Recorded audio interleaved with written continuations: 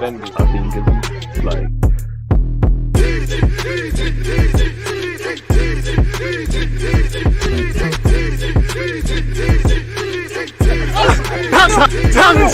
People deluded, I'm back again. Come on, Ian. Come on. Are we live? People deluded, I'm back again. Thank you very much for tuning back in each and every time. I hope everyone's doing well and safe. One love to those of you tuned in across not only YouTube but Twitch gang especially, because watch alongs, etc. It's all, you know, you lot miss out on stuff on YouTube. Everything's on Twitch, innit? So one love to everyone. Make sure you're following me on Twitch. Make sure you're taking me on Instagram and obviously Spotify. On that though, I hope everyone's doing blessed and safe and everyone's got their health and their loved ones can say the same. Hope you've all had a progressive week in terms of your goals, hopes, dreams, ambitions, aspirations, all of that sort of stuff. And I hope the weekend is kind to us in our personal lives. Definitely where Arsenal are concerned, Car. But it's this dream of getting top four, you know, as much as it would have looked mad, you know, and it would look great on the Amazon doc of what happened in August and what we've done and whatnot now. And I hope this is just the latest twist and turn with the injuries, and it will, you know, this Amazon documentary will reflect Arteta's fantastic management. But what has been a fairy tale is looking like a nightmare. You know, we was betting on a lot in the summer. You know, we was betting on a lot with the young players and it's worked now. We was betting a lot in January with whether we brought people in. It's neither here nor there. There's reasons to say it was wrong or right. We was betting on a lot in terms of fitness. Now, key players are getting injured. There's not too many players we can rely on. I'll always admire Lacazette for his tenacity and them things there. But in terms of goals, you and Eddie Nketiah don't know what that is, people. It's like giving a virgin a condom. You don't know how to use it. And you two in front of goal don't know what you're on. Injuries to key players. And obviously where Tomiyasu and Tini specifically, that affects our build-up play, which indirectly affects our ability to score goals. And then you've got Tavares and Lokonga, who are young G's, and I believe in them all the way. But I do think it's a bit unfair to place the shoulders, particularly in Tavares' case, because you've played 21 times for this club, 41 times for Benfica. I can't, while I expect no mistakes and I expect you to improve, bro, you ain't shown me you've got it in you. So it's like some players, as harsh as I might come across or we might be, I can't really expect it. For Lokonga, I can't lie, I can understand if El Nene's used, because this part of the season, we might say on Nene's 5 out of 10 performances are better than up and down. Well, it is what it is. We'll get into that. Please hit the like button if you're on YouTube. Any thoughts, comments, opinions, get them in. I hope everyone's doing well and safe, as I said. And if you're in the United Kingdom like myself, then good morning. Anywhere else, good morning, good afternoon, good evening, and in some cases, good night. We're going to talk about Brighton, Arsenal, Brighton, better yet. We're going to speak about Nkunku. We're going to speak about Darwin Nunez. Obviously, Partey is now injured, and it's time for the young bulls them to step up. So we've got a lot. 12:15. I need to send Art the Roche an invite, because I'm going to have him. Obviously, you know, we're going to speak Arsenal for a bit as well. And then again, 2 p.m. I'm going to be live with Statman Baines. Make sure you're there for that one. And between 4 and 5:30, I'm going to be live to play FM. And tomorrow's obviously the big one. So it is what it is, man. What are you guys saying? Obviously, before we get into that, we might as well, as I said, it's time for Lokonga and Tavares to step up. You know, we bought them. This is why you're going to be used to be squad players. But on the other hand, you know, Lokonga has struggled to get to grips with life in the Premier League. We've seen up and down performances. We've seen better. We've seen good. He looked good off the bench. And for me, it looked more mentally he needed to prepare himself, because he does look like he suffers from the culture shock away from home with how the away atmosphere is. And for me as a midfielder, he needs to learn to do things in less touches. And when you're not doing things in less touches, when you think you've got a million years on the ball, and for me, you're playing very blinkered, there's a problem. This is your opportunity to shine. Tavares, forgive yourselves for the mistakes. You've had good times at this club. You've had some bad times. And for me, you're old enough to learn. You've made mistakes away from home. Now let's get back in with it. As I said, I can't understand why Arteta wouldn't lean upon them, but it's that time of the season. This is why they're in the squad. At the same time, though, as I said on Twitch, this is time for Arteta to earn his money. You know, when Klopp, I know the teams are better, but when Klopp had injuries, he still got top four.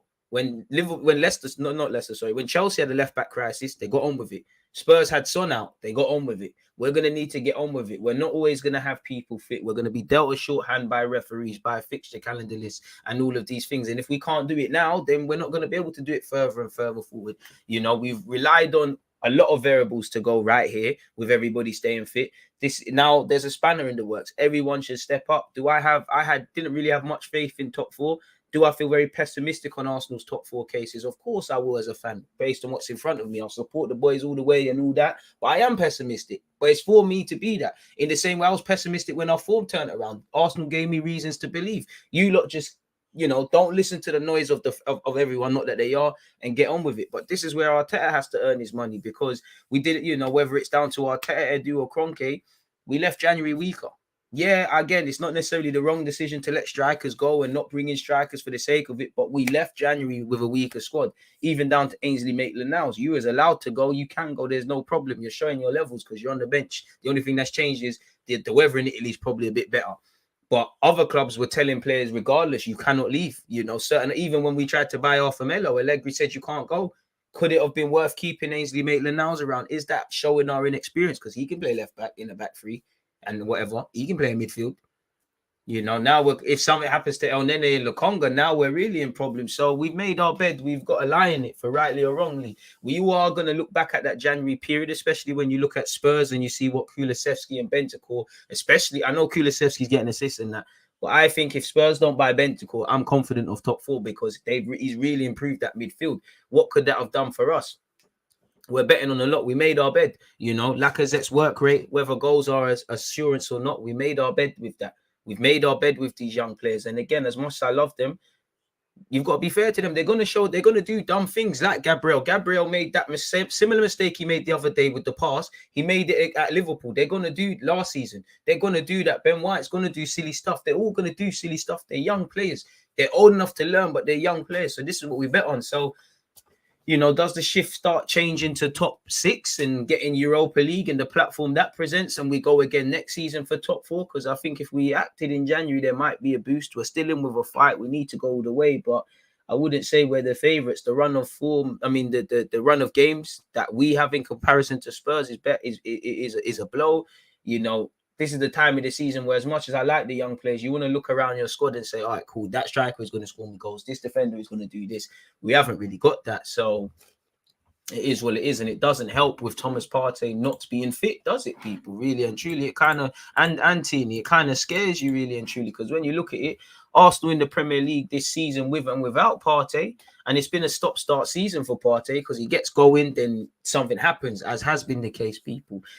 Without him, we've only won 6 times, you know. With him, 65% basically to 33. You know, average goals are up with him, especially with how we're seeing how Xhaka's being used in midfield, and obviously Partey's finding depth and whatnot. For me, the fullbacks not being there because we score our goals from wide areas more time. So obviously, if our build-up play is affected now with us having to chop and change things, we're going to find that even harder. You know, we average 2 points a game with him. Without him, it drops to 1.2. Average goals against, you know, is without him, it goes to 1.5, up from 1.1. Average goals is 1.8 with him. Without him is 0.3. So, yeah, man. You know, we played without him. We've only had 6 games, so he's obviously that plays a slight part. So it's quite scary in that regards, man. Pepe, sorry for what it is. Big up James. He said that he's over his illness and he's on track to be involved. So maybe that could mean Bukayo Saka shifting to the left-hand side or going left back. And we're going to get into all of that. This is what I wanted to look at. Obviously, Tini's had surgery. Nice to see, you know, first things first, health as well. The sooner Tini's back, the better. And whatnot. And as Charles Watts said, as far as I'm aware, Arsenal knew he had been carrying this knee problem for a while leading up to the international break. When he came back, he said to them, this is beginning to cause me some real problems. So again, I felt we was turning the corner with how we're managing players, and players do play with knocks all the time. And you can never tell someone they're not playing for their country. Look, Southampton said to Livramento, don't go. He went. Could we have said, you know what, maybe it's not best you go? So maybe we're standing in the rain and asking why we're wet there, in my opinion. Once again, we can close that. We'll look at that in a sec. You know, with him is 65.2. Without him is 33.3 with Partey. So for me, it's injuries to key players, man, at the wrong time. Obviously, you can see, how do you get back to Arsenal's main website? Obviously, I'm looking at the drip. As you can see, I see them tweet that. I'm looking at the drip. Oh, why have you lot gone off the screen? Just to round up that little 10-minute segment, people. Saka's up for PFA Fans Player of the Month. You know, I'm getting involved in that. Where's the voting thing? Am I late? Brother, how do you vote? Where's the voting thing? Brother, yeah, this is shit then, man. I'm not involved in. Make sure you're hitting the like button if you're on YouTube, Twitch gang, you're doing amazing. But I don't know what I'm going for that thing. Right, Arsenal versus Leeds United. When we play? Might have to go to that. Might do a watch along for that one. Because I'm going with Derby. But yeah, on a serious note, team news again. Partey is injured. Apparently, Thomas has since received further assessments, and the subsequent scan has shown muscle damage to his right thigh. We will continue to assess Thomas in the coming weeks, during which time he will also receive further specialist consultations. Everyone will be working hard to get Thomas back on the pitch as soon as possible. Allegedly, the journalist folk were saying sources close to Partey are hopeful he's back before the end of the season. But considering we've got Brighton on Saturday, then Southampton, then Chelsea away, then United, and a bag of other tough games, when is him coming back? There's no good you coming back for the Everton game on the last day of the season. The season might be wrapped up by then. So it's a bit of a brazy one. Once again, for the others, Tierney obviously had discomfort in the training session on Thursday. He's damaged his knee. His season is done. He's had surgery. Allegedly, Tomiyasu might be fit after the Southampton game. So for the next 2 games, he's irrelevant. And again, this is the point of the season. And I'd say for Arsenal, maybe we should learn that depth is one thing. Quality of depth is another thing. So we'll have to see what's happening there, man. Mad thing indeed. But yeah, what are you lot saying? Big up you lot, man. DG must be sorting out Nunez's contract as we speak. Oh, mad thing, man. I wish. Shout out to S because you was there on Twitch. One love to you lot. Time for Holding to earn his papers. 5-3-2 formation. I would swear it's time for Arteta to earn his paycheck as well. Really, is why you're the gaffer, and you're gonna make things happen. Can we get Osimhen or Nunez with no Champions League football? I'd say Nunez because it seems like you put the money on the table, you can get the man. If not, then it's a myth. Are we recalling Ainsley Maitland-Niles? You can't. Like, it's a myth. Like, he can't play. Like, we've loaned him out. He's gone. Like, there's nothing you can do with that. It's their fault and the solution. They're still learning at Arsenal's expense, broski. We ain't getting top 4. Put context to that Partey post. First 3 games, we did not have the majority of our team. The other 3, we won and drew one, which was Burnley, where we should have won. We do not need to panic. I hear that, but regardless of that, I think there is, well, panicking is not going to do much, but I mean, we can do the panicky thing, which isn't going to help. We can urge calmness where there's none, or we can acknowledge the problems, the spanner in the works, and still have some sort of optimism. But what we cannot lie is that without Thomas Partey, there's not cause for concerns. For me, it's happened at the wrong time because it's the players that are injured. It's the spine of the squad. You know, Ramsdale's just come back from an injury or just come back from his little knock, but you've lost Partey in the 6. You've lost Tierney. Tomiyasu's not there. As I said, our build-up players heavily affected by the wide players because we probably don't have that number 8. How Xhaka has to play probably has to be tailored. And again, whether you rate Xhaka or not, him flying forward and doing the 8 thing means there's one less man to connect with Odegaard or Saka, assuming Saka's not moved to left back, or, you know, running people that are going to offer running in behind, not necessarily, and take advantage of spaces left. So I'll build up players there. So yeah, man, it is what it is. DG, which injury is the most concerning to you? Tomiyasu, Tierney, or Partey? All of them equally. Partey missing midfield on the best of days is scary. All of them equally. Tierney, you see what happens when Tierney's not there. You miss the street smartness. You miss the leader. You know, you miss the build-up play. You miss him moving like a captain. Tomiyasu, again, the same logic. You know, Partey, again, the same logic. All three equally. You know, obviously, I'd rather have a stable back 5 and deal with Partey's injury because I just don't want to compensate on the defense. If you can't score, don't concede. But yeah, man, it's crazy, man. So we're gonna have to see where we're going, man. You know, again, but this is why people in the squad, hopefully people that might not have got opportunities under Mikel Arteta with Partey or other people not being fit, then you need to stand up to be counted, innit? There's opportunities there. Same way Cedric took his. Admittedly, if Tomiyasu was fit, then Tomiyasu would play right back for me and I'd move Cedric across. I'm all for Lokonga playing. I'd prefer for Lokonga and Xhaka. But if we are trying to fight for top 4, I'm not saying El Nene isn't capable of bad games, but I would probably lean towards El Nene just because, as I keep saying, with 9 games left, if El Nene is going to give me 9 different 5 out of 10 performances, I'd rather take that than maybe Lokonga, who might be 10 out of 10. And this could be the same logic, but he might be 10 out of 10 for 2 weeks, 5 out of 10 the others. Like what consistently happens. I'd rather just accept the consistent averageness, if that's what makes sense. 43 likes on YouTube, very appreciative of that. Twitch gang, I know you lot are doing what you're doing. Let me get the voting going. Is it now time for our setup to earn his money? That's a good question. Yes, no. So we're gonna have to see, man. We're gonna really have to see. I would prefer El Nene over Lokonga. Experience can make a difference in our current situation. I hear that. Would you want Max Aarons next season? Not really. I would take him, but not really. He's not the waviest. Maybe you said it already, but how are we playing tomorrow? Do we go to a back 3? Who is our left back? I don't have a clue. There is every reason to go to a back 3, but then again, you're gonna kill our build-up play. But I don't have a clue, man. On every hand, part of you probably thinks, you know what, you probably could give Tavares another opportunity against Brighton. It's probably going to be a different sort of game, especially with there's no Tomiyasu. You could say Saka might move over there, but pardon me, especially because it's at home, I actually would be more comfortable Tavares playing in this game than next week at St. Mary's. I'd be more comfortable to see Tavares left back, Saka right wing. I can't lie at St. Mary's. If certain people are not back, then for me, Tomiyasu is not back, so I might, it might have to be Saka in the left wing back row. And the minute Tomiyasu's fit, Cedric might have to go over there. It's very dangerous. Sambi, it's Sambi all day over on. And if Sambi has my confidence, I could just understand why or if it's not happening.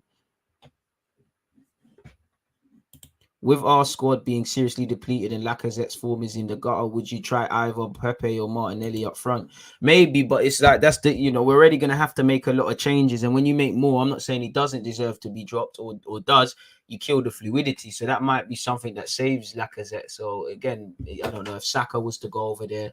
If Saka was to go left back, I wouldn't have actually advocate, moving Martinelli up front, Pepe on the right wing and getting Smith Rowe in. But at the same time, that could be something. It could be every case to get Smith Rowe off the left against Brighton, Martinelli through the middle, Pepe, Saka / Pepe on the right, Tavares down the left, really.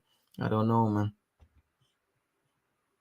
There's even that as well. You could put Gabriel and Holding together as centre back and move Ben White and Cedric over there. But then again, the thing with Ben White is when you move Ben White, we already overcompensate with our centre backs carrying the ball forward and trying to pick out passes because again, we don't have that number 8.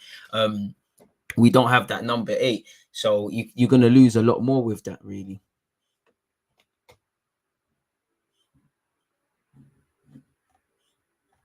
And I think the key for me is that Xhaka's going to have to change that role. I mean, Xhaka probably should have, on Arteta's instruction, he's playing more advanced and further forward.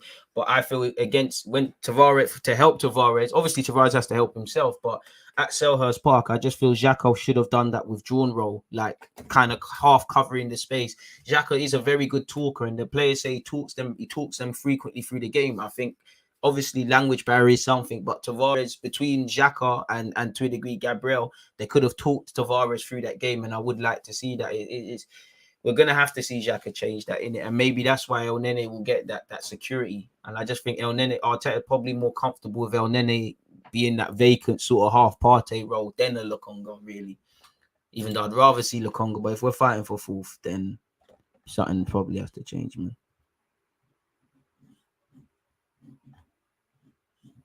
Looking like a back 3 thing. And again, Tavares would look better in the wing back position. He'd feel a lot more comfortable. Again, as much as he needs to learn, improve, and all of these sort of things, sometimes you need to know your players and know where they're at and protect them. And for as poor as Tavares or any other player was at Selhurst Park, or for Tavares, as poor as he's been away from home, sometimes you've got to know your players, innit? You've got to know them, really. This is the time for Arteta to earn his money as the gaffer. Games like Brighton, Southampton, Leeds and Newcastle, you can play Xhaka and Lokonga in midfield. Games like Chelsea, United, and you're not finished the rest of the sentence. And Spurs, we need to play Xhaka and El Neni in midfield. Unless Pepe plays right wing in all these games, keep Saka where he is. Would rather Sambi, but El Nene is the safe option. Tavares just isn't it, lads. We need a new left back. And it's not even Tavares' fault. I just feel I love Partey. I mean, not Partey. I love Tini. But if Tini's not fit, he's irrelevant. And I just feel he's a bit of a flight risk like that. So I would, someone that is an evident, potentially an upgrade on Tini, someone that fights Tini for his spot if they're both fit, which unless Tavares doesn't matter. I know some Arsenal fans were proclaiming he's the best left back at the club. He doesn't. He doesn't get anywhere near Tini. Something needs to change, man. Guerrero would be sick, and to be fair with you, he can slide play in midfield if everyone remembers. He's a player I wanted from his Lorient days. You know, I said it like that, but nonetheless, it is what it is, folks. You lot are right, man, in what you lot are saying. Stop, don't spam, please. You know, you spam, it's not going to get anything answered. In fact, you're just going to get blocked. Unfortunate, but necessary, man. You're spoiling it. Appreciate all of you lot with your talking points and that. Morning, DG. Everyone back on this hour train after yesterday's performance, but he is desperately needed. No one is like him in this team. Played a good pass, which led to the red card. Forgive me if I'm wrong. I mean, I'm still on Hossam AOUAR. And considering the fact of, you know, he's contracted until 2023, much like half the people were linked with, it makes sense. But on one hand, all of these guys are irrelevant until the summer where we don't know where we're going to be, really. You know, I mean, where is my notes? I did a watch along for Leipzig, Atalanta, and I'm on the best of days. I'm on this Nkunku hype, but a part of me just says, you know what? You might as well just become a striker. But the problem is, because of the way he plays, I still think within the squad we need someone that just plays as a throwback nine. I love Nkunku. You know, first things first is the mentality. You know, he's away from home. He gets kicked. He gets back up. He tries again. He wants it. He's a strong runner with a ball. He pops into wide areas. He drops deep. I could see the angle with him becoming a proper out-and-out striker, not just a false nine. I could proper see it, like in the games I've seen. I could probably see him just getting a career as a striker. Obviously, he's not. He can, you know, he's even winning headers and that. He's not a striker that's going to stand there with his back to goal consistently, but neither does Benzema. Benzema can hold it up and he's physical, but he's very rarely next to the centre back. So there's something to look at. A part of me just, you know, he's not afraid to ride tackles. He doesn't go down easily. He moves into wide areas. He obviously scores goals. He's wonderfully blessed technically. He can get his head down and pass and move. He can play in tight areas. You know, he can retain the ball. I love what I'm seeing with Nkunku. The thing is just this false 19. Everything else in the squad has to be amazing. And again, every day of the week, the false nine might work, but there might be one day it doesn't. As seen with City at times, you need someone else. So I'm convinced with him. I would be fully open to making Nkunku a full out-and-out striker. But again, it's the price tag here. He's linked with PSG. Again, for Nkunku, you got to remember, there's a World Cup in November. You don't have that luxury of maybe starting the season slow in August and then May. We're going to be playing a couple of weeks into next season, and then there's that. My point to say that is, if you're if you're in the French team and you're getting a look in and things, moving clubs isn't necessarily the wisest. I'm not saying it will happen at Arsenal or anywhere, but in general, you might be a shoe in to get in the England squad. Let's just say I'm playing right wing. I'm doing amazing at this club, but Southgate's rating my thing, but I might move to another club where I ain't got the best relationship with the fullback, or the way they're playing. I might be a technical based player. They're playing direct, so I'm kind of struggling to adapt. That might cost me my place. Same way moving clubs can boost it, so it's a risk, and that's in the back of half of the guys we're linked with minds. Maybe that is something really to think about, and Nkunku's one of them, really, you know. And again, you know, we're not in Europe. I know there's the French ties and things like that. Nkunku, bro, we could have got you on the low in it, so Nkunku would have been great, man. But it is what it is, man. You know, look, Nkunku, Darwin Nunez, I would love both of them. It wouldn't happen. You know, Lautaro Martinez. I want all these guys, man. I want everyone. And like Charles Watch allegedly said, you know, well, not Charles Watch, Fabrizio Romano, he said the most difficult club to track with transfers is Arsenal, because they depend on Champions League. They are waiting before jumping into concrete negotiations. All I care with Arteta and Edu, that you have 3 separate plans. You've got plan A, the utopia. If we get Champions League, you can punch and get maybe some players we didn't think would be at the Emirates anytime soon. realistically, which at the start of the season, even though top four should always be the aim, Europa, guys that you can bring in, you could still probably get certain man, but them sort of guys there. And then doomsday, if God forbid, no Europe again, who are you bringing in? Either way, there's no excuses. We had a shit January. Let's be honest. You know, you can't overly be negative about our January. You can't praise it. The simple question for me to ask myself is: have Arsenal left the January period stronger or weaker? It's weaker. We needed to bring in players in the depleted squad, and we let people go. So rightly or wrongly, and we're feeling the consequence of that today. We haven't been for a few weeks, but we are today. So I just hope there's a plan in it. Like, you can be linked with everyone, you can try and get everyone, but you need to bring someone in. Just like in Jan, I admire you had a certain target in mind and you didn't bring people in for the sake of it. But on the other hand, that could be down to incompetence. You failed to bring the people, a striker and a midfielder in the summer. We failed to do that in Jan. And you see what it's doing for other clubs. You know, you see what someone like even Luis Diaz, you know, seeing the boost he's giving to Liverpool. What's that doing? We'll have to see, man. We'll have to see. Fabrizio Romano also went on to say, I'm really curious to see this transfer window for Arsenal. This summer, if they get Champions League football, it will be time for the next step. It's time for the next step regardless. In attacking positions and even a new midfielder, this is why I say Arsenal. We need to be doing that regardless, man. What are we talking about? Like, we're moving crazy, man. What's going on? Where's the Darwin Nunez stuff? Because, you know, we're on to him. You know, let's start with the Darwin Nunez rumours, people. Again, one love to you lot tuned in. If you're on YouTube, make sure you're hitting the like button and you're setting your reminders.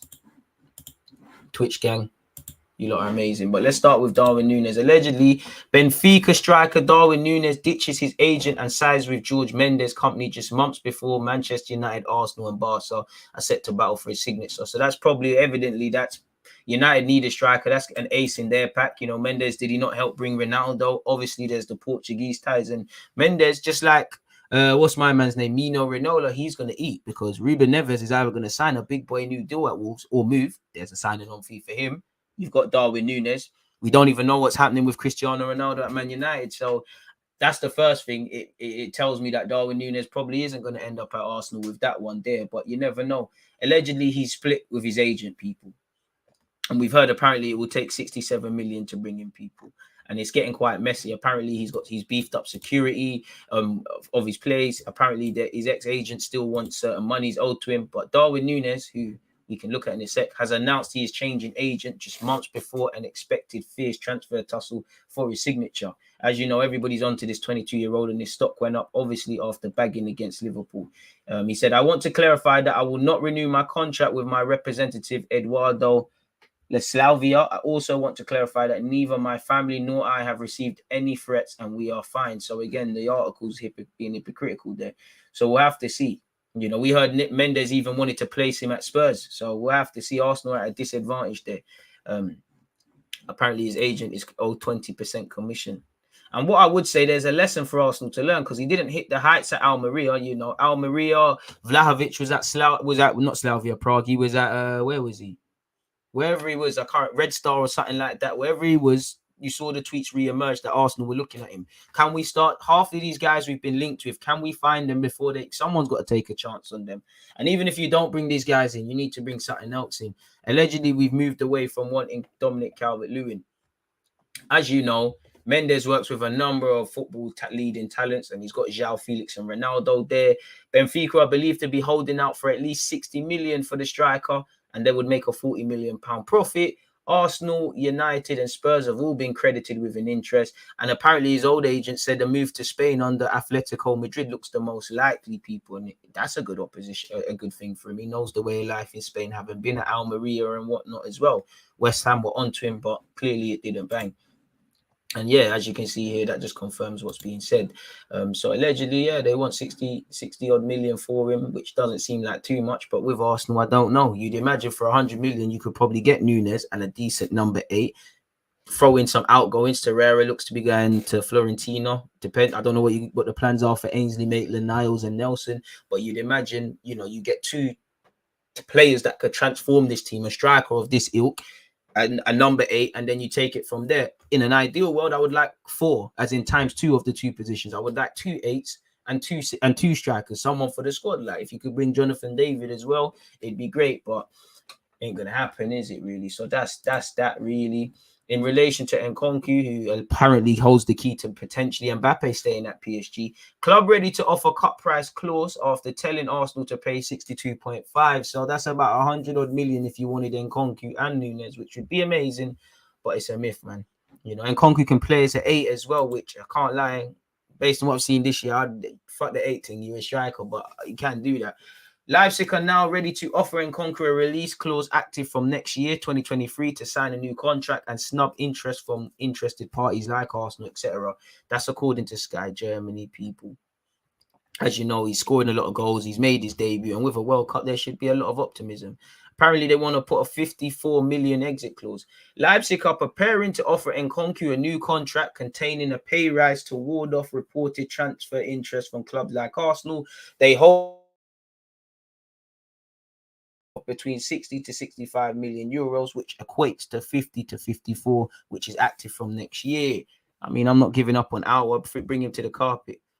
So yeah, they want to truly rival Bayern Munich next season, and he's also been linked with Bayern Munich with Nagelsmann as well. I don't know for Bayern Munich's P's, but yeah, man.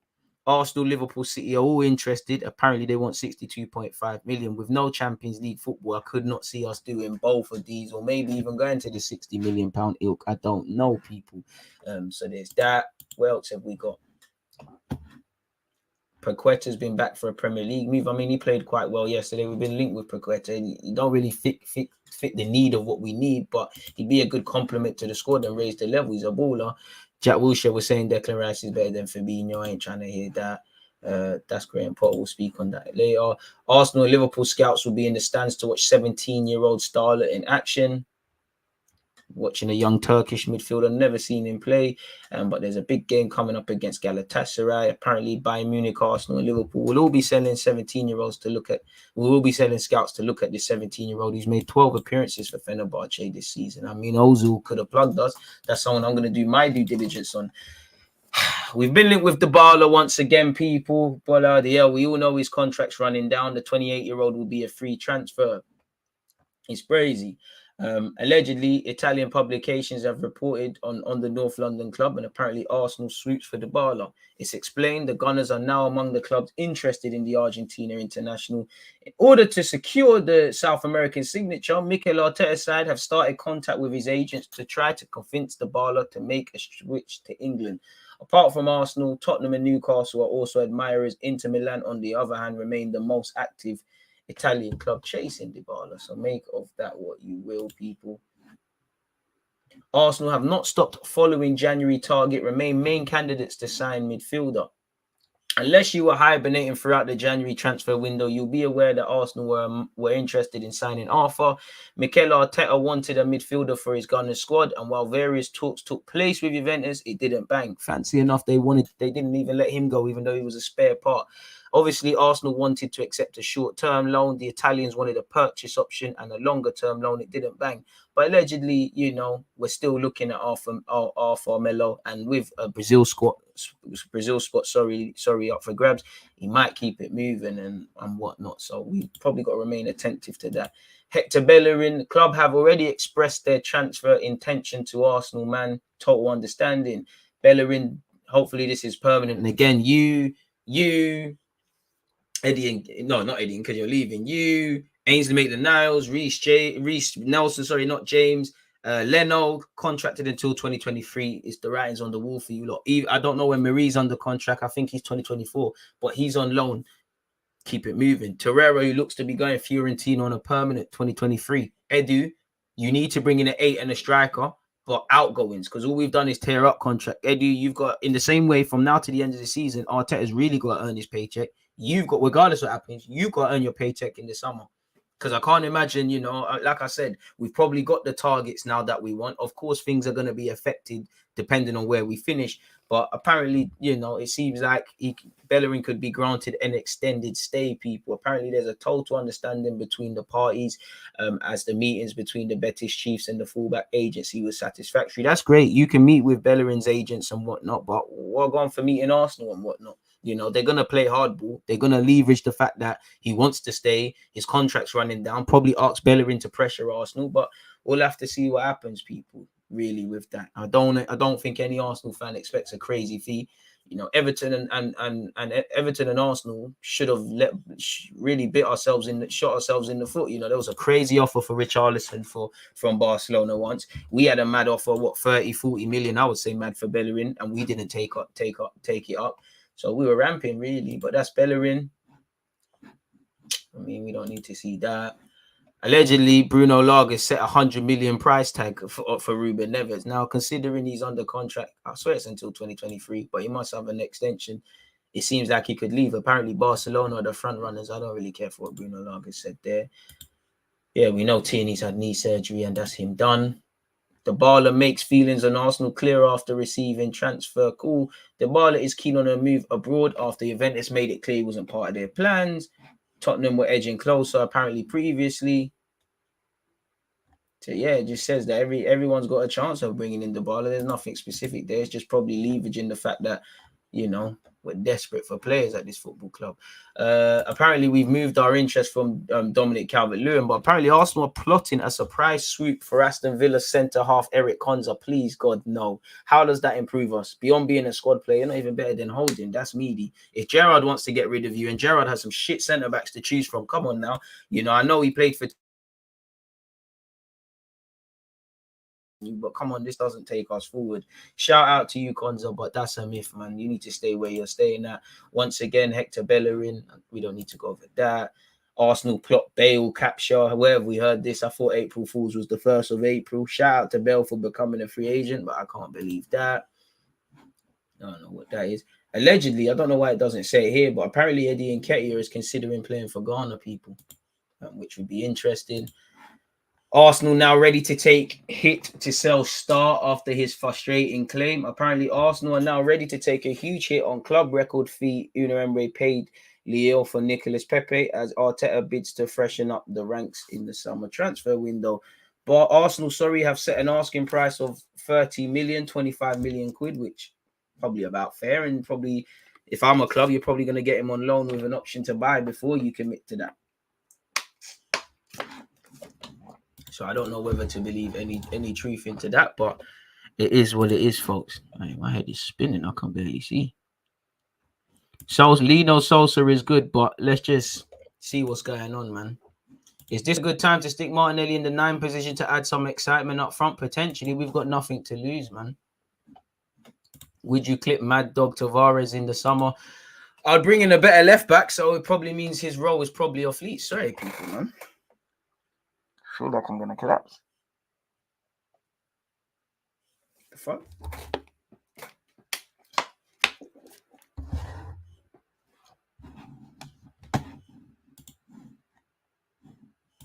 Sorry, folks. What's the time on this? 38. It's like, this has been happening. I don't know what's been going on. It's been happening in the last 2 days.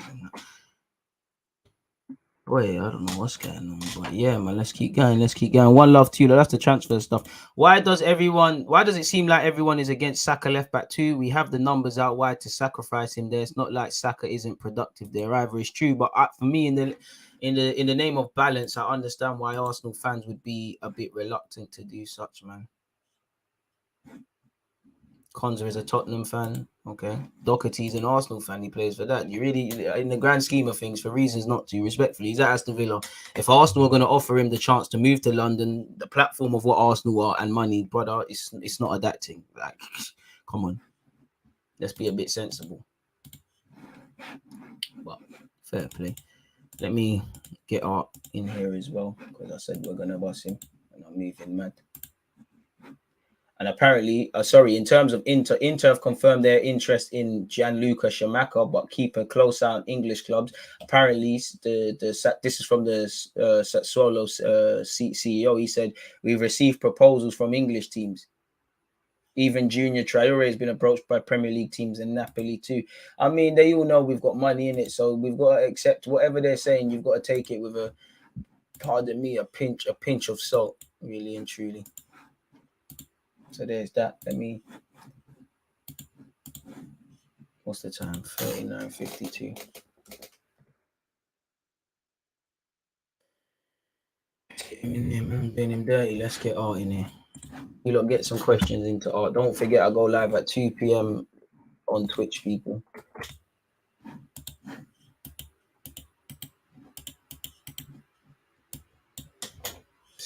Oh shit, I'm not even sending that to him.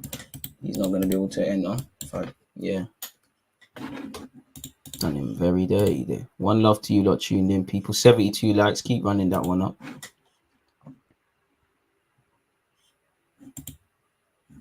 Could Odegaard do the reserved 8 in midfield? Yeah, I think long term he can. Right now, I'm not sure. But yeah, man, he's getting up. He's something to try. But the thing is he going to go with Xhaka and Odegaard there? But again, whether it's Saka, whether it's Odegaard, whether it's whatever, you then risk moving any little balance we've had or any stability we've got in the team. But we're there, man. I think we might need to play a back five for the rest of the season if we have a chance at top 4. Part of the problem is we have an inexperienced CEO, technical director, and manager. Not getting at least a centre mid in Jan was risky, but it is what it is. I hear that, man. I hear that. I'm not liking just the midfielder talk. We need midfielders too. Darwin's making moves. Even though we need backups, we shouldn't sign backups. We should sign players who can add a different profile and compete. All depends what you define as a backup, man. Get a checkup. I'm a real G, man. It's cool. I appreciate that. We're good, man. We're good. Just don't know if that was a sugar rush, man. We're not dying, man. Arsenal's the shame of the top 6. Fair play. I'm there, man. I'm there, man. Come on, you can't kill me. The good die young. I got a long life ahead of me, man. Just felt like a rush of blood, to be fair. It's happened frequently, man. I'm kind of shook at the doctors. Man, don't need that, man. I've eaten still. Listening while at the gym, big up yourself. Appreciate that. Hey, my guys here. I stop. Everyone got someone famous, man. Stop. We got someone famous, man. We're just mere mortals. Hey, what you saying? I don't know why you honestly, you said that. I was like, he's not talking about me, but anyway. I'm trying to be like you, man. Listen, I ain't had no conversations with Kevin Betsy and Mika Berra. Thanks for blessing us with your presence, man. You know, David Ornstein's power and whatnot. We're just some humble football fans, man. We appreciate that you can walk among us commoners every now and again. You need to stop with that intro every time. I hope you're doing well, though. I'm doing well, my guy, man. You said, yeah, I'm all right, thanks. Hopefully, I'm all right with my answers and stuff today. Yeah, so looking forward to it, bro. And with that, let's get the timestamp in. You came through at 42:50. So yeah, man. Wait, people get some questions in. I don't know where to start, honestly. The first I'm going to ask is, let's just get into it. Are you confident about Arsenal getting top 4? I was optimistic before Monday.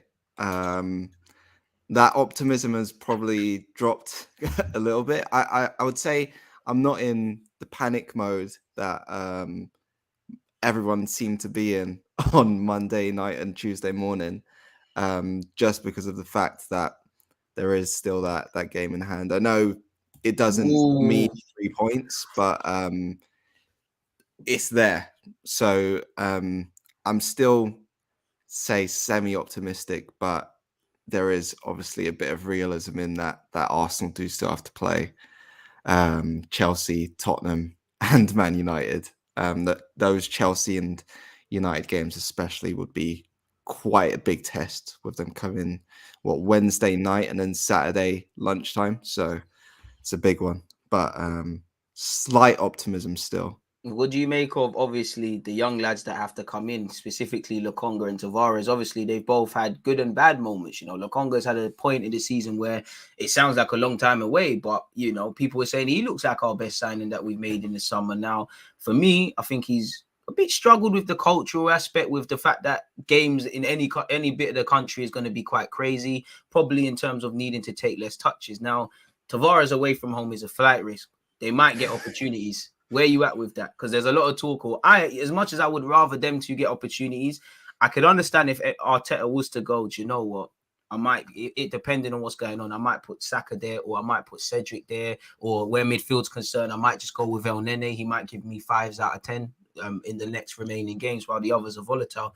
Where are you at on relying on them now and things like that? Yeah, I'd say I'm more comfortable with Lokonga. like you said, he has had his kind of moments where you just think, yeah, you're definitely not too young. Obviously, he was Anderlecht captain. But Hey, you so can your see, times for them as well. yeah, you can see there's definitely places where he needs to develop. I think we've spoken about it before in here in terms of the way he receives the ball. Sometimes he can kind of put himself on the back foot before he's even got the ball. So little things like that you can see probably need fine tuning. But then you've got the flip side of that, where I think it's the Newcastle game at home where he was Arsenal's top chance creator, playing as a 6. And I think you kind of need that balance in there. But I'd say I'm definitely probably more comfortable with him stepping into midfield and say Tavares stepping in at left back. And that's not to kind of bash Tavares, because as everyone knows, when Tierney was injured in, I think it was October, November time, he actually did play quite well. Some fans were saying he's our best left back, bro. I just think, again, it's about finding, I guess, the balance of the squad as well. So I think when you look at, say, Monday night, you've got Tavares and Cedric playing fullback. They're both probably more attacking players than defensive players. Yeah, so you probably just need to think more about who you put at right back, I guess, when you do start Tavares, so you can give him just a bit more security. But yeah, I think sorry. I think Lokonga's probably the one that I'm more confident in. Wait, what's pause for? What did I say? I just had to just disclaimers. The Tavares is something about bashing Tavares. I just had to make sure. Look, I had to make sure that I saved. My bad. Pause. Cool. Pause, I saved us. It's cool. I thought we had our professional cap on. It was mad childish. But what was I gonna say? Let me on the left back thing. Yeah. Who is the one for you? Because obviously there's talk of certain fans were screaming, is it shifting to a back three? You get someone else in there, go with Saka, maybe even staying with a back three with Tavares, depending on what happens with right back, Cedric going over there, the Saka shouts, where you at? If you're the manager tomorrow, boom, who's playing? What happens? I get the back three shouts. I get it 100%. I'm just not sure about taking away attacking threats when there are quite few of those already. It's difficult. It is actually a proper head scratcher. Happy we're not Mikel, innit? Yeah. Good luck to him tomorrow. But I think I may stick with the back four for this weekend. I feel like the back three probably works better if you feel like you're not going to be in total control of a game. So if say Chelsea away, he actually did it at Chelsea away back end of last season. He's been doing it when we're seeing out games as well, man, with Rob Holding and that. So there's an element of it. Yeah, and sorry. When he did it at Chelsea last season, Saka was actually playing right wing back. I don't know if people remember that. But yeah, I feel the main thing though is, even if it is a back three, it can't be rigid. It has to be able to change into a 4 at times. You can't just have that set, I guess 5 even, and have like everyone know that you're going to go through the wide areas. You have to have people who are able to knit play through the middle as well. So I feel for games where they're expected to say dominate, 4 is probably needed, especially if you're playing Lokonga in that deeper role. I just feel like he'd have more kind of avenues. But then when you go into those more difficult games, I could see a 3. It's like you said there, it's like it depends how you play a 3. Like, for obvious reasons, we're not City, but certain principles are going to remain in City's game regardless of what they do. So it's an interesting one. I just think because of where we're at the squad and the reset, I understand it and I'm somewhat with it, but it's like our players, do we have the IQ to be able to flip to that? And again, we kind of kill any build-up play we have. I do look at some concerning areas, like you said, you know, not the man said Pogba, Lokonga in that lone 6. I wish it was Tavares kind of in a flat 4. It's just, I'm looking at someone like Xhaka to help him. Like I look at the Selhurst Park game. Again, I just think, I'm not criticizing Arteta because it is what it is, but hindsight's a wonderful thing. Maybe Xhaka could have played the more withdrawn role he was playing previously, talk Tavares through the game, or kind of enhance Tavares, let him go a bit forward, and we kind of cover it with that, because at the time we did have Partey and Xhaka on the field, which is true. And you're right, man. You know, we don't really have outlets or attacking outlets or any threats. So when you move Saka, it can present opportunities to other people, but it could be an issue. Where are you at with Lacazette? Because, I mean, we can talk about pressing and working hard and things like that. It's getting quite scary, the amount of, you know, he's just never in the box. And when he is, it's just, there's nothing going on, is there, really? Where are you at with the strikers? Yeah. I've actually spent this morning looking through some clips and stuff, prepping for something for next week. Wow. But I think the main thing that I'm seeing is just, yes, as you mentioned, like, he's hardly ever in the box, but also when he actually does get into those areas, it's almost like someone who's trying too hard to impress. So the Villa game, for instance, when I think Arsenal had the ball for like a minute and a half and then they broke forward, Lacazette's on the edge of the box and Odegaard's to his right. Everyone in the ground could see the passes on that he shoots. And I think it's just moments like that where you see, maybe not that, I'm not sure how to word it properly, but I'd say if he had scored, say, 3 in his last 4 before that, I reckon he makes the pass. I think you've just got to simplify it a bit more. And when you do look at, I guess, the more physical side of things, where he is struggling, especially in second halves, to keep up with attacks, then you can't say that shouts for, say, Martinelli to go up top are unreasonable. The main thing is just, can Martinelli, for instance, drop into that pocket and just be someone to bounce off a bit in the same kind of vein? I'm not sure, but he needs to be tested at that anyway. So yeah, it is quite concerning going into the last 6 weeks of the season. Now. And yeah, I'd say at some point I'd like to see a different kind of picture up top to see what is the future as well of that kind of position.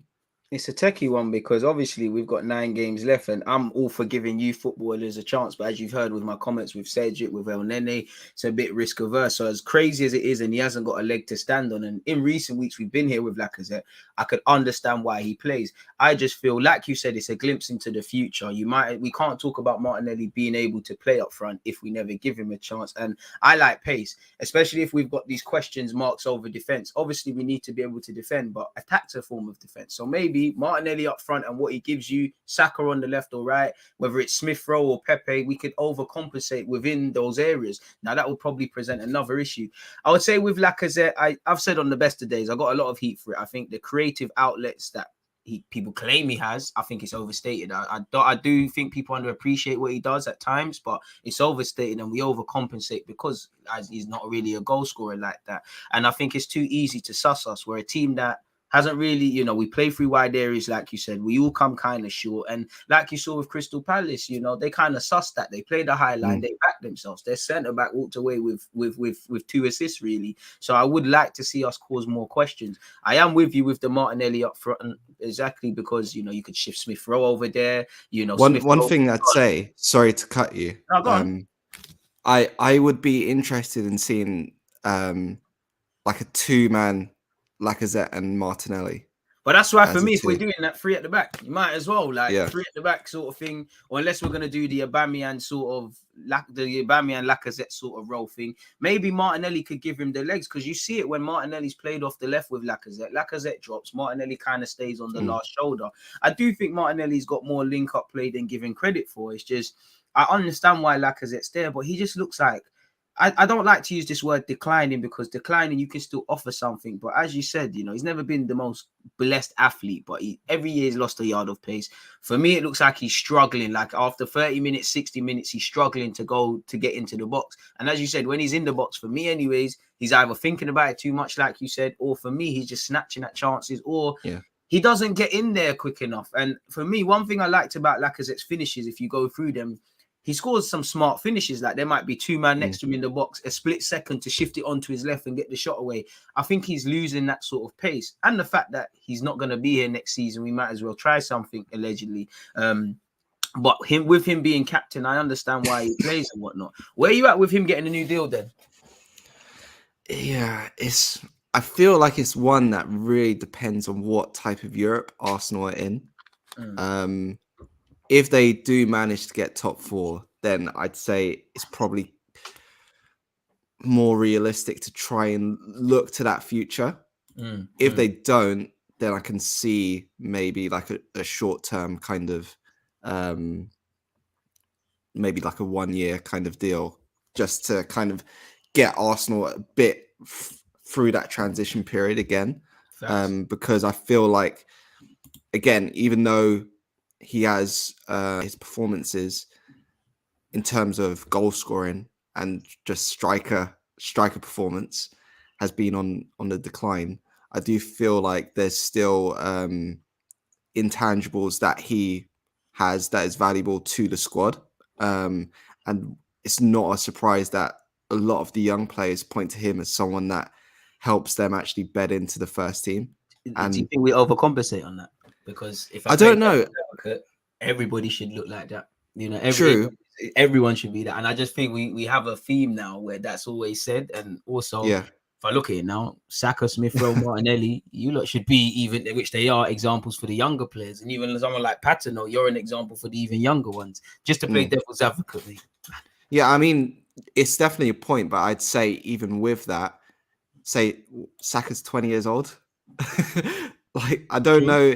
I feel he can obviously have that responsibility, and I do think he does, because one, he leads by example, and two, I think when you see him in games, he's very vocal anyway.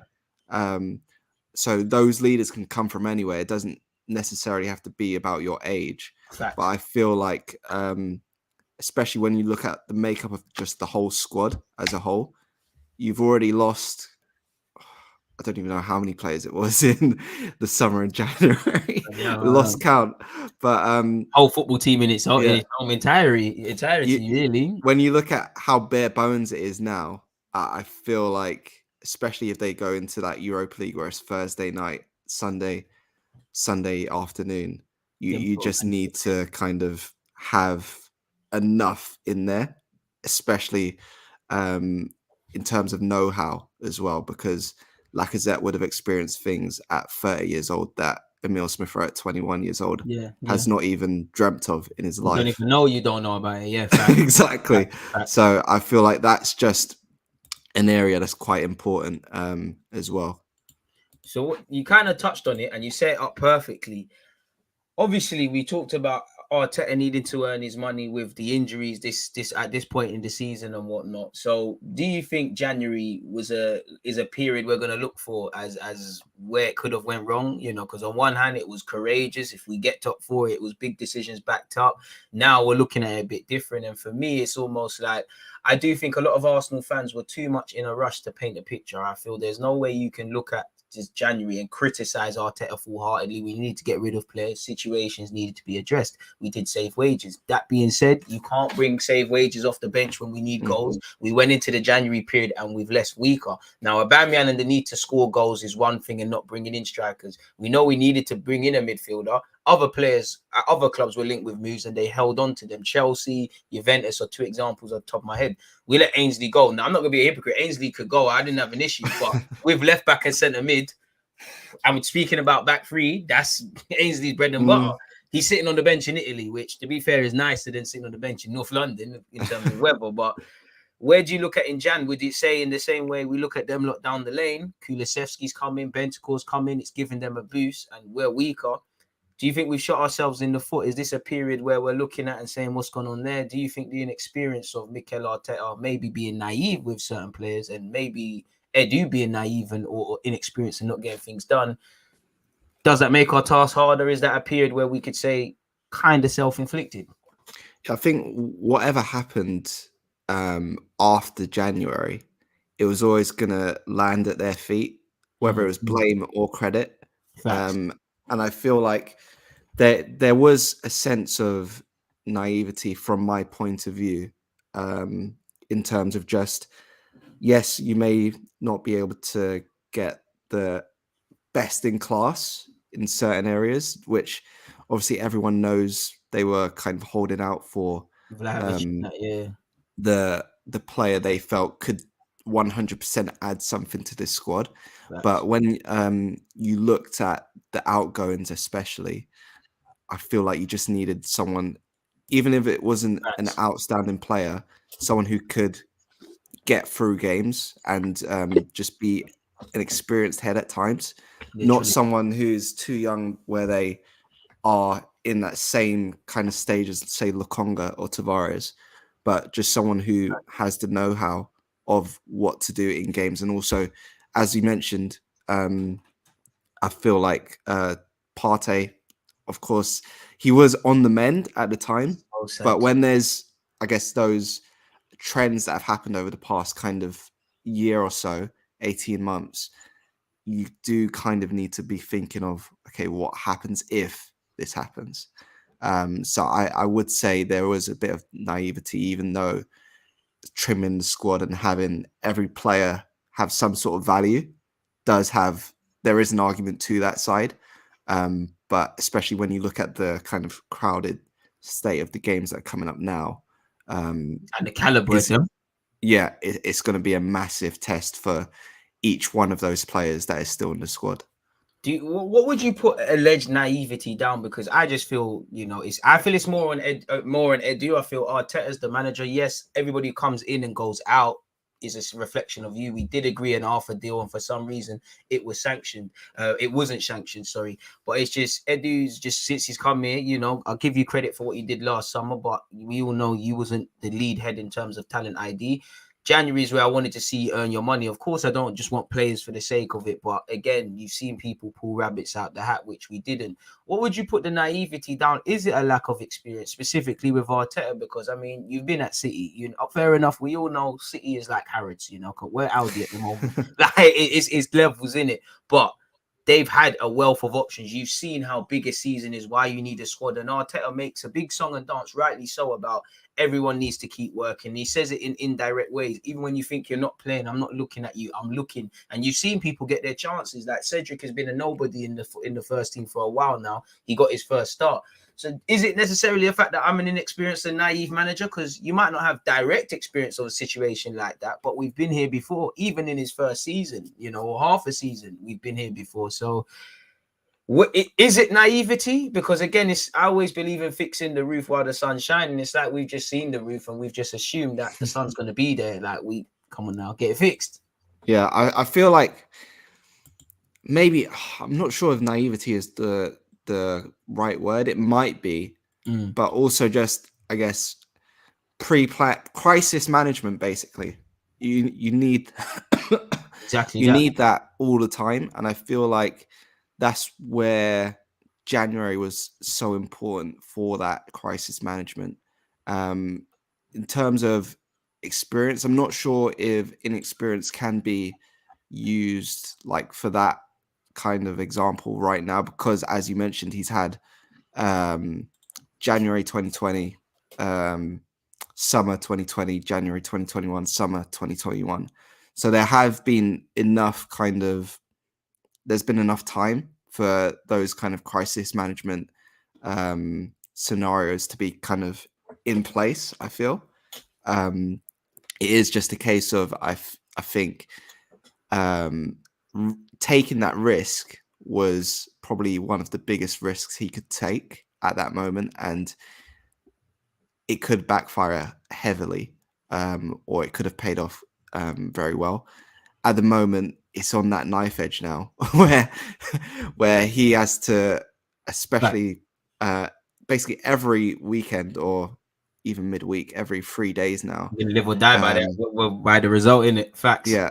So you're seeing just how costly that risk could be right now. And I think hopefully, fingers crossed, it pays off, but there's no guarantees anymore. I mean, for me, I'm kind of on the fence because I see the reasons. Obviously, you know, no matter how much we think about long term and players of tomorrow, we need to win and get 3 points today. Nobody cares about what Saka, Smith Rowe, and these guys could be tomorrow if every week we're losing and we're flirting with relegation, etc. So I understood it clearly. It's we're going through a reset. What we did in the summer was tying into the January, so we kind of just needed to reset. It's a long termism. I think because Arteta is the guy for Arsenal long term, then there's a bit of luxury at other clubs, rightly or wrongly. You might not be able to get rid of Aubameyang and not knowing you're bringing in a striker. You might not sanction people leaving knowing that you don't have people on. You'd rather, if it's cold, you'd rather have too many jackets than not enough. And I look at our midfield. So I understand with what we're doing in the grand scheme of things, and, you know, we're rewriting mistakes that Arteta and Edu have undertaken and moments like Aubameyang that they've torn up themselves. But then on the other hand, I feel too many fans are just harping on about that. But at the same time, you can't just sit here and criticize the club for not bringing in people. As you know, January is difficult to do business. Players do struggle to adapt. I know there's an example of one. So I'm a bit on the fence. What I would say is that in January, what could have given us a boost, whether that was Aubameyang finding form or bringing in a midfielder or a striker, might come down to haunt us. And it's a big risk. To be fair, these are the players that got us in this top 4 conversation. Now I'm starting to look at, admittedly, do we have enough to cement the top 6? Maybe, but it's very volatile. So I do think regardless, we'll either look back and this will be in the Amazon documentary as great management, or if it doesn't happen, we might say it was naivety from everyone involved. And it's just sad, man, because, I mean, do you think we would have been able to skip some processes if we did get Champions League football? Because on one hand, you know, you did hear that Arsenal, we never had targets. We have one, you know, and on one hand, I would have thought it would give us, okay, we've got 4th now. Let's kind of solidify our position. But at the same time, I'll be lying to you if I didn't think that would give Kroenke, etc., a degree of complacency and say, well, we're there again. So where would it be for you with that? And, you know, do we have to start shifting towards focusing on top 6, potentially Europa League, as much as it kills me to say that? Yeah, so I've got about 15 minutes left, by the way, Go on, because of the press conference. But on that question, I feel like it's almost you see it in a very minor scale with Brooke Norton-Cuffy, who's at Lincoln. So obviously he only turned 18 in January, and initially the plan was for him to go on loan next season. Yeah, but they saw an opportunity to accelerate that process, or progress, I should say, and took the loan to Lincoln, and you've seen he's excelled exceptionally well while he's been there. That's an example of what, I guess, taking that, it's not a risk, but taking that opportunity can do. It can help you, as you said, skip those kind of stages. I feel like this is a bit like Arsenal when he went Ipswich, isn't it? Like, skipped a couple steps, man. Yeah, so I feel if Arsenal were to get top 4, and I know that, as you mentioned, there were a few conversations about that's Arsenal's ceiling, but I feel if they did get top 4, if they do, there's still going to be a place where you're not going to be satisfied with where you are. You're going to have to lift that ceiling anyway. And I think it's quite almost redundant to say, okay, this is our limit. This is the only place we're going to try and be. So, and I know you weren't saying Arsenal are only this by saying, do we look at top 6?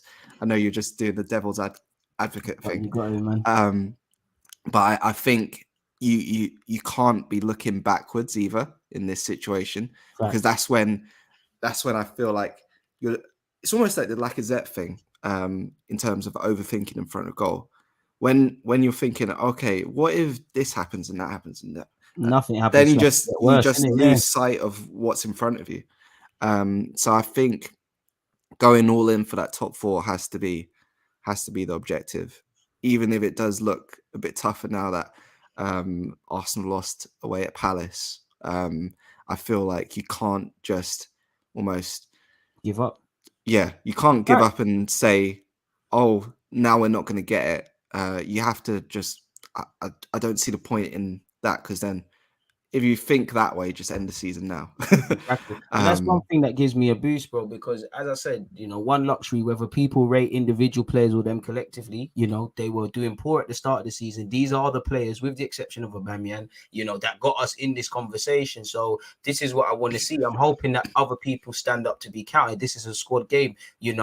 Some of you, in fact, the vast majority of you, haven't played Champions League football. You've all seen what's written when Arsenal flop. So what would it be like to play Champions League? I'm well aware that a lot of you are not Arsenal fans. Playing in the Champions League is a platform for maybe you lot to go off to other clubs and do other things. So I do think they want it. It's a good look for Arteta. I do think they won't be listening to the noise, because if they listen to the noise at the beginning, we'd be getting relegated. If they listen to the noise now, or like you said, until Monday, before Monday, it would have been a shoe-in, it really and truly. So that's one thing that gives me confidence. I would say long-term with Arsenal, I've got all the confidence in Mikel Arteta. I know he wants to be a winner. I know the club I know he and the players want to be.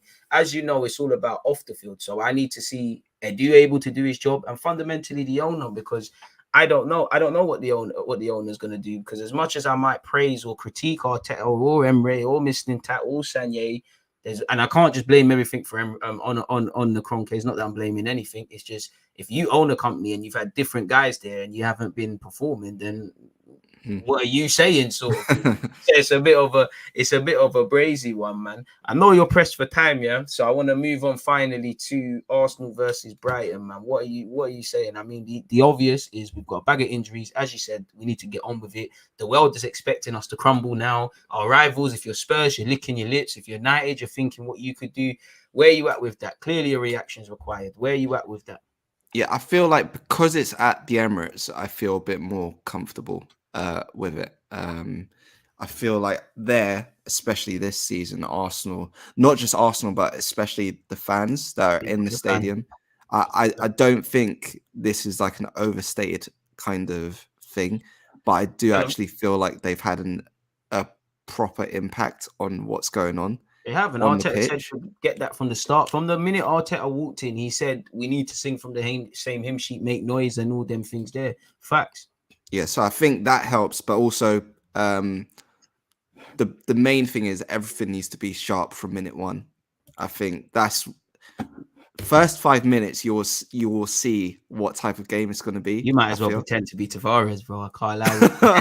I can't lie. I'm not left-footed. I'm not left-footed, but I mean he uses his right foot as well. So maybe about his right foot and not defending. Yeah. When maybe I can slip in, but no, I think yeah, first 5 minutes you're going to see what kind of game it is. I just hope that,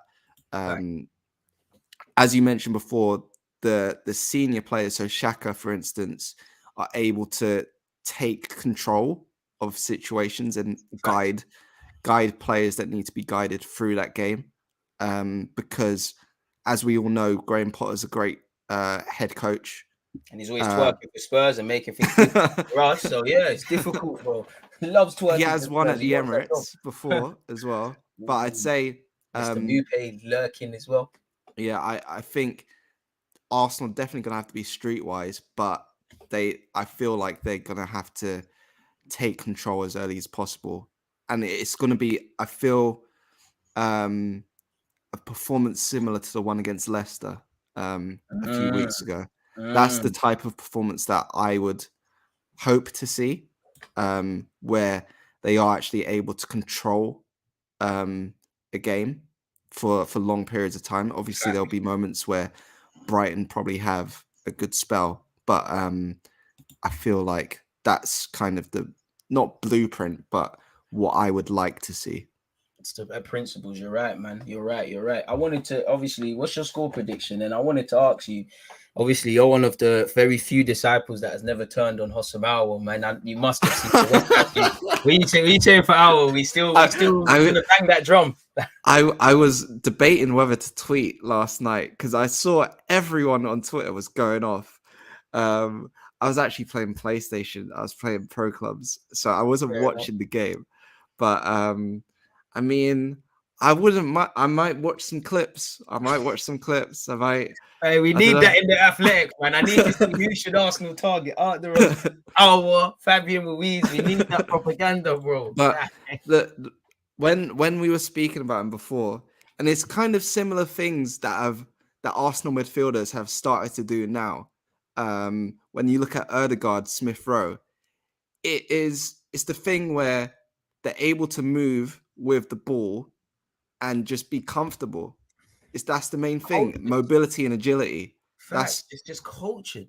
Like, that's the main thing that an Arsenal midfielder needs, in my opinion.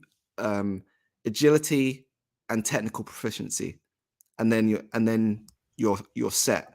Of course, then there will be other things that you need to put on top of that in terms of experience and ability to kind of deal with hostile situations and stuff like that.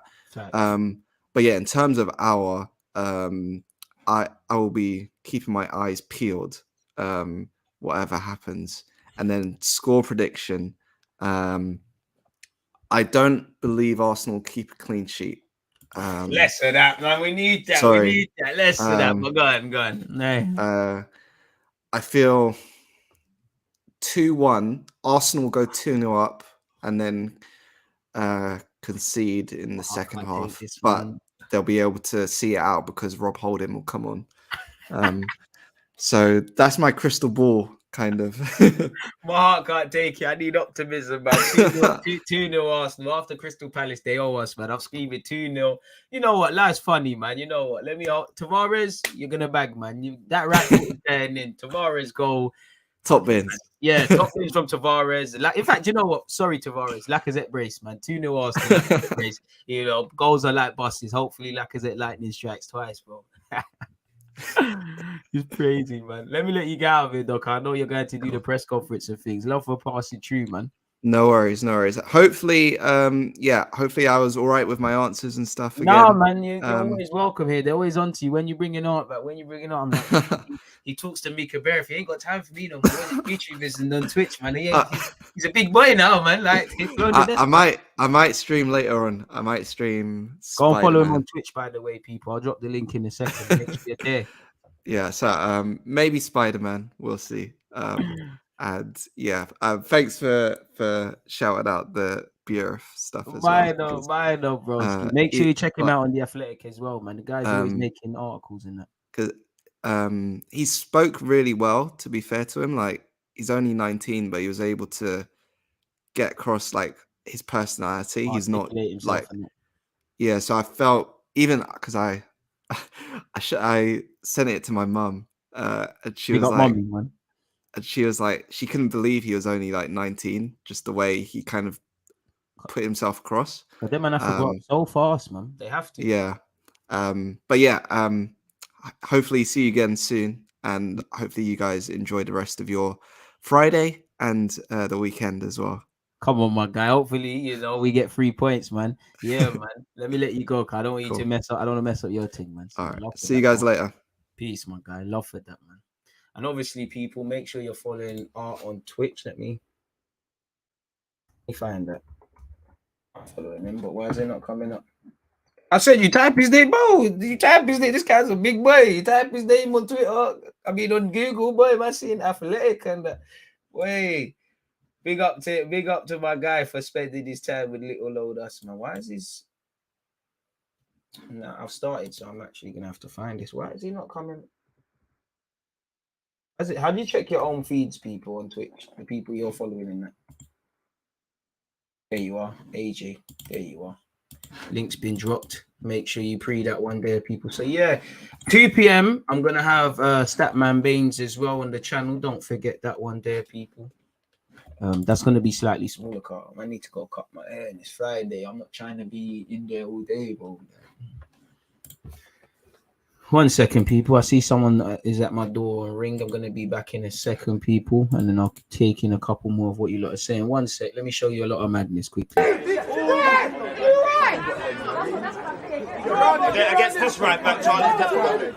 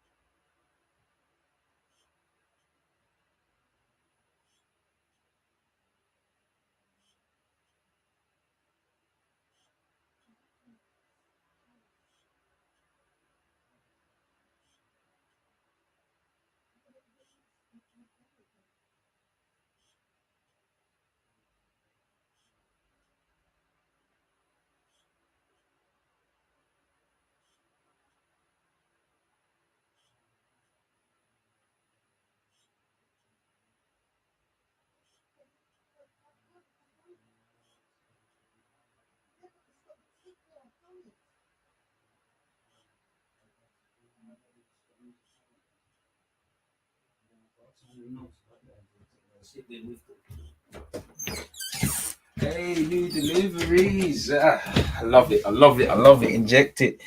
Hey, it's always lovely when things come. So yeah, big up you lot across Twitch and YouTube. What you lot saying? Shameless people. But do not forget to set your reminders for tomorrow, live from 2 p.m. an hour before kickoff. It's Brighton versus Arsenal across Twitch and YouTube. You lot haven't been rating it, people. So yeah, let me start spamming some videos. This is where I spoke about potential left back options from a tactical point of view. This is the long player watch. This is one of my streams from yesterday in relation to Arsenal. So yeah, man, links. What you lot saying? This is a mad thing, but big up Captain for that. To be honest, sorry, I'm glad we got rid of the Deadwood, and I'm glad we didn't rush into signings in the last window. I agree. The next couple of signings are crucial. I agree. I'm looking forward to the next window. I wouldn't say I'm looking forward. It's just show me something in it. Like fans, we're always optimistic. I will sit here with you lot. We'll talk about Nunez, this, Vlahovic, that, and the third. You know, all these guys that are linked with us. But away from the paper talk, I just want to see results, man. I'm not too fussed about top 4 this year. Oh, would love it, but I'm not too fussed. I can see an improvement in the team this season. We're growing as a good young team. I think if we don't make it this season, I think next season will be a good one for us, depending on making the right season. I'm not right signing. Oh, you know, as I said, you know, just because you're trying to save money for tomorrow doesn't mean you don't need to spend something today. You could want to save for a holiday. You still need to buy food for today. We still need to keep that element of 3 points. It would be bitterly disappointing to not get top 4 after we found ourselves in the fight. I don't think it is the end of the world. It is, because we should be there. That should be the goal. But it isn't, in the sense of it wasn't the goal at the start of the season. Yes, the goalposts have shifted. There's a lot of bad that we've still got in our team. There's a lot of good. There's a platform to build on, etc. I am glad that we got rid of Deadwood, but I'm also not glad because we made ourselves weaker in January. And I just feel, did we get rid of Aubameyang? Because if I'm playing devil's advocate now, Aubameyang, if he was doing things in the dressing room, fair play. But had he have been behaving himself, would we be getting rid of Aubameyang? We wouldn't. So, you know, what are we doing there? And we're just rewriting the mistake that we made of giving him a new deal. Did we move certain players on because we had to? I look at Marie, yeah, fair enough. You know, Ainsley Maitland-Niles forced the boat, or he'd still be at the club, which would help us. Aubameyang's, you know, the way he was behaving made it that. So while I admire him gone, I don't think we can look at it with a degree of glory, or it's not something we can criticize. It just is what it is. It's something that needed to be happened. Short-term pain for long-term gain somewhat. And then, yeah, it's peak, man. You know, big up American Gooner. I offered my opinions earlier on in Nkunku. Had a good game in that false 9. I'm with it. Can't cap. I'm with it. You know, shout out to the Twitch gang, but you know, don't spam, my guy. Come on, man. You're making it terrible, man. You've been following since the 30th of March, fair enough, but don't spam, man. You're ruining it. You're having a good time. It's Friday, man. Typed in Rafael Guerrero, Arsenal in Google to see if there are any recent links, and your video from 2018 was at the top of the page. DG been seeing the vision. He's a player I wanted. If I told you, I'm not just saying that. I wanted him from his Lorient days. Why am I saying Lorient like that? But I wanted him from them days there, because I just thought he was a baller, like absolute baller, like Bobby Dazzler of a footballer. So yeah, man, it is what it is. I can't lie, man. It's crazy, man.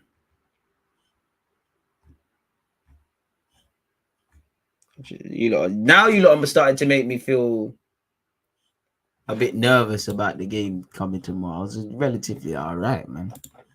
What else are you lot saying? Even with injuries, I still think we should get a result against Brighton. They've been poor lately, but can handle the pressure. I hear that, but not Brighton, sorry. Crystal Palace was struggling to win at home. Maybe it was just a Vieira thing, Chris. We just let him win. Let's console ourselves with that. But yeah, we should be getting a result respectfully. And for me, we all know Tavares and my man LOKONGA aren't first choices, but this is the squad now. Everyone's got to stand up to be counted. What I'm hoping for is that these lot see, you know what? I've got an opportunity to lay down a marker. Let me go and complicate Arteta's thinking in relation to the next games. Because we'd all love it. I'd love Tavares and LOKONGA in their own way to do what the other young players are doing and stand up to be counted, man. And if not, show yourselves that you're that you're a reliable option, really. You know, not everyone's going to be a first teamer. I do think obviously, I don't begrudge someone like Ainsley Maitland-Niles keeping it moving because you're not playing, but you left to try and get games in it. Maybe his chest is a bit too high, and Roma, Arsenal, you need to, Everton is your team, Wolves is you, but it's opportunities, and certain people can become squad player. I look at Cedric, maybe it's an experience thing, and Cedric's kind of been there, done it all to a degree. Ainsley starting his career, maybe it's that, but you look at the patience displayed by him and what's happening there. Now, hindsight's a wonderful thing. Such is life. If Ainsley stayed, we probably wouldn't have no injury things. But yeah, man, I just hope people stand up to be counted and relish it because, I do like the competition that's been developing in the squad. And let's be honest, without these injuries, but when last would take, Tavares, there was a time he was coming on instead of Pepe. But Lokonga, I can't guarantee that we'd see you to the end of the season. So there's opportunities there in it. And one thing I have liked with Arteta, he's kept a happy, as much as he can, a happy camp, a motivated camp of players. Everybody, whether you're a squad player, whatever. Look how Leno was moving and they were giving Leno the same love. Ramsdale's done his thing, Even when Ramsdale, he come out, he said, the manager said it might take a year or something to get the first team spot. And he showed patience. So I do hope that togetherness, I do want us, the more experienced younger players and, the experienced players that are available, you're going to, Lokonga and I keep saying Tierney, Lokonga and Tavares have to get themselves in check, but you hope they can carry them through. It is what it is, man. We've been dealt a shorthand, injuries to key players at the worst possible time.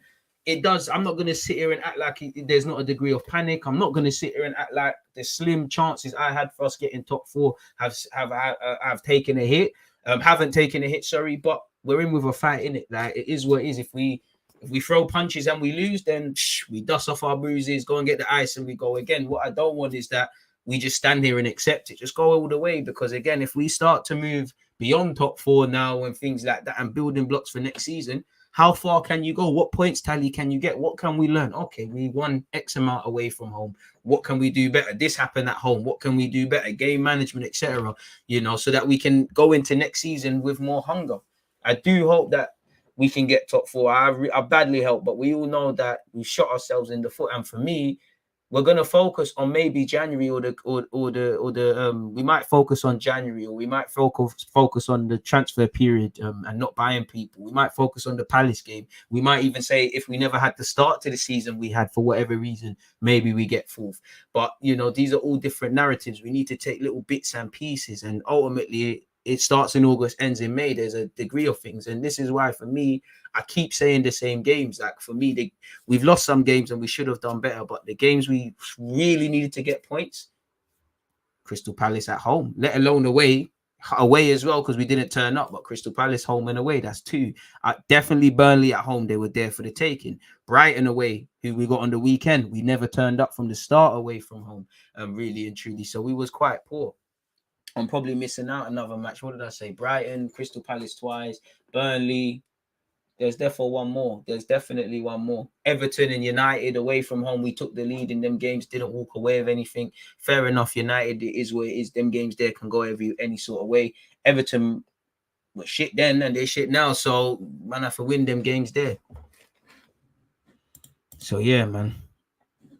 It's a passion merchant thing, 100%. It's just Arteta and his team cannot be faulted for trying their best from now to the end. No one can fault you in life for trying your best, but trying isn't exactly everything. You can be in the same way you're praised, you can be criticized. Trying is dead. Some of you are gonna fail tests, even though you've been revising for. Life is beautiful, but life is harsh.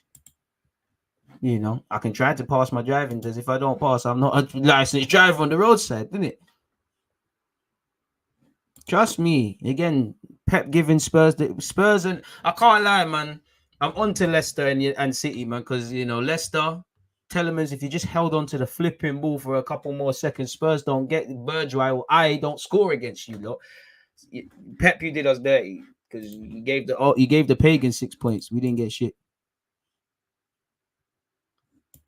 But I listen, I'll give you credit for fighting for fourth, because this wasn't said at the start of the season, but that's all it is.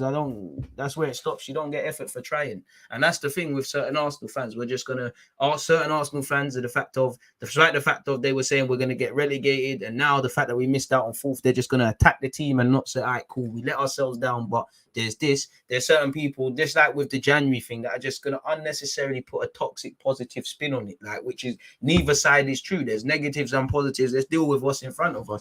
I do hate that about Arsenal, is that when things are going brazy, you know, people don't want to say honestly. When it's going positive, people don't want to. People just want to make hills and die on them, and it's not right, is it? It's not right. What do you mean by good enough, Jaden? It's time for Project Martinelli up top with a stinky counter-attacking style. I'm here for it, man. Our remaining games, people. Brighton at home, Southampton away, Chelsea away, Man United at home, West Ham away. One more day, and I can just show you all of this, people, as well. Sorry. But yeah, remaining games. Brighton, Southampton, Chelsea, United, West Ham, Leeds, Tottenham, Newcastle, Everton. I can't lie to you. We got big away games. I'll be real to you lot, including the United game. We need to win every home game. For me to think we're getting top 4, United's probably the only game you can afford to not get 3 points. You have to win it. I think we, especially because big up Art, what he said earlier, our home form's been half decent and all these things. I think to have any chance, we need to do a thing at home. We need to win all our home games, people. So that starts with Brighton, by God's grace. And then after that, it's United at home. You know, we're not at the Emirates for a couple of weeks. So that's what? 3, 6, 9. It's about 12 points. You need all those 12 points away from home. I'd say if the United game goes iffy, you need 10 points at home. You need to pick up games away from home. I'm shook at St. Mary's. Really, respectfully. And we're going to look at the Chelsea game tomorrow to see what they're on as well. You need to win that. I'll be real. You need to win that. You know, you need to win that. You need to beat West Ham. We need to beat Newcastle away at St. James's Park. When last did we beat Spurs at their place, let alone do the double? It's got to be this season. It's the Chelsea. It's Southampton away, Chelsea at the Bridge. And the fact that we still got to buck a lot of rivals, man. But I want revenge on Everton. I want a double over Leeds. I want a double over Spurs. We need to go to St. Mary's, Southampton. We need to go to St. Mary's, St. James's and Stamford Bridge on crud. You need to win against United as well. There's no margin for error, really. And our task isn't made easier with the caliber, dropping our caliber of players, but we need to go again, man. Off topic, if you're on Twitch, you're missing. If you're not on Twitch, you're missing out, man. Shout out American Gunner because he just gifted 5 community subs. So yeah, big up to you lot. If you're on Amazon Prime, make sure you're doing that as well, man. What a real guy, feeding the nation, man. If only you could feed us 3 points. And if we want to move on greatly, the likes of fans in AFTV should think first before talking. How can you blame Chelsea's loan system for your loss? Respectfully, big up Robbie and everything else. And I mean this in the most non-disrespectful way, but respectfully, fuck AFTV and any fans who said that. Well, they don't speak for Arsenal fans. You know, yeah, big up again. No criticism is what it is.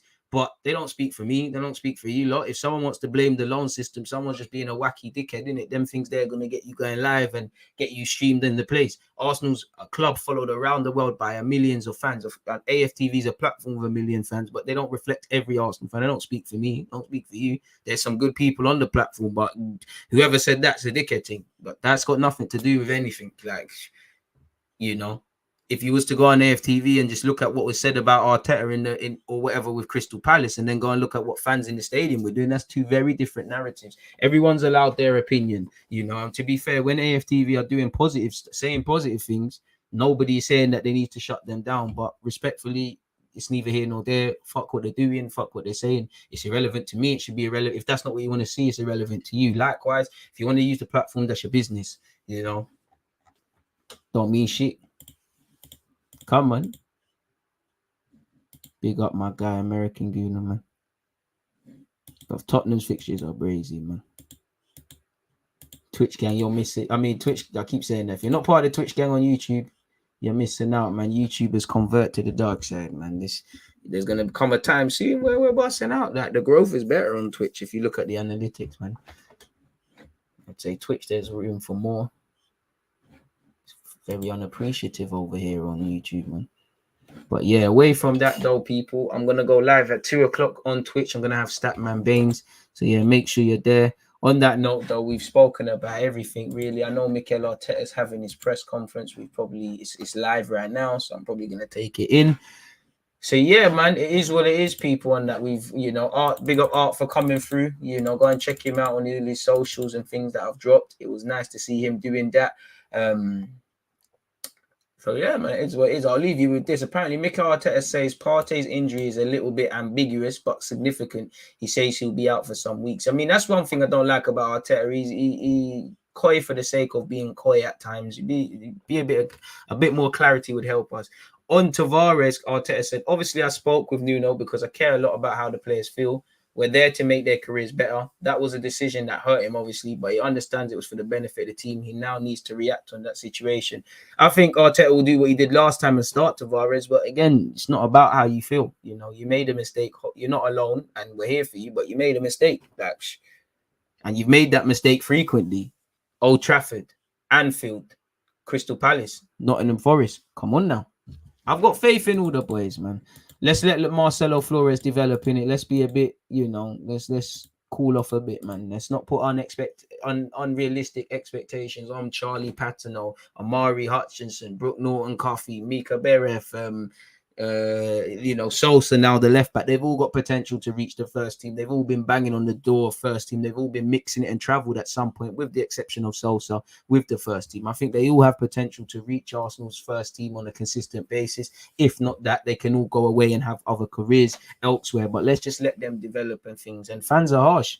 Fans will cry for these young players, and then when they make mistakes or they struggle, look at how certain fans said crap about Charlie Patino against Nottingham Forest, where we all know he's a bad boy baller. If you're doing this about Tavares and Lokonga, who are significantly more experienced, what do you think is going to happen? Fans love changing. It's like Balogun was all the bee's knees, man. We're gassing up his goals against Dundalk and that. The minute he starts in the Prem and looks out of his depth or looks dodgy in the cup, man, are onto him, and it's crazy, man. I mean, I hear you see with considering other teams, but in life, you can only deal with your own variables, innit? We have to be held accountable for ourselves. Teams can drop points, teams can bottle, teams can be favourites. We're ourselves, and yeah, we've been dealt a short hand, man. Marcelo Flores as well. Let's let them and their develop, man. Just let them do their thing. Let them develop.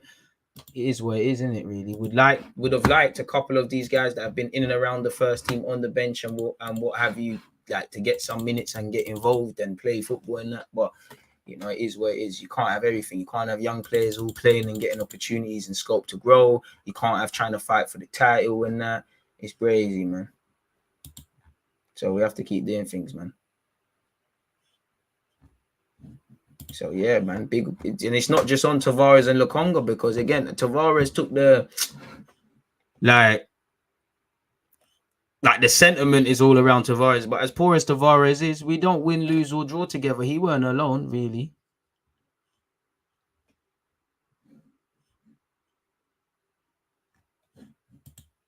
They can whether people gain points, drop points, that's their minute. We can only be held accountable of ourselves. And like I said, we never turned up against Crystal Palace. We never turned up against Brighton. We did not break down Burnley.